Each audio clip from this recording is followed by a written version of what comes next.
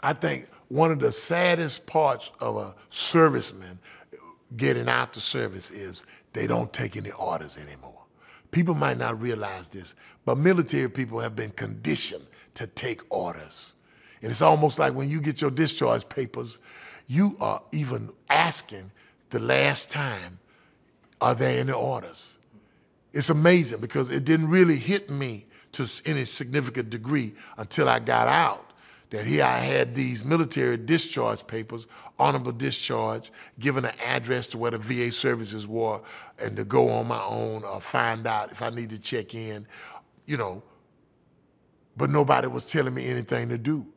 And that was probably one of the most depressive periods in my life. And I think a lot of soldiers might not ever admit that as honestly as they need to, but we kind of look for more orders. And so there I was coming home, and at this time, my grandmother, who had had experience with my father, who was in the Army, who was a Korean veteran, who had had problems in the service, and they didn't even have those kind of support bases.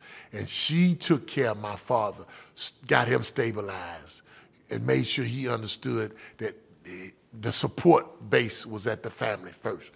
And I think she saw it in me, because my mother, again, had had a relapse. She was ill. So my depression was growing on me to the point where I probably would have gone back to the drugs. I probably would have gone back to the streets, so to speak, was where I came from. And at that point, my grandmother, one Wednesday, with a cane, she was 81 at the time, took me to the local church around the corner where I came up as a child. I hadn't been there in years. And they had a Wednesday night prayer and Bible study. She sat me down, she said, I want you to stay here.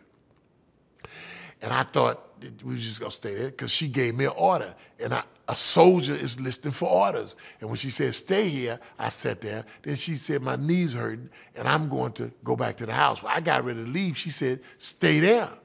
And when she said, stay there, I just kind of looked puzzled, but I still was following orders.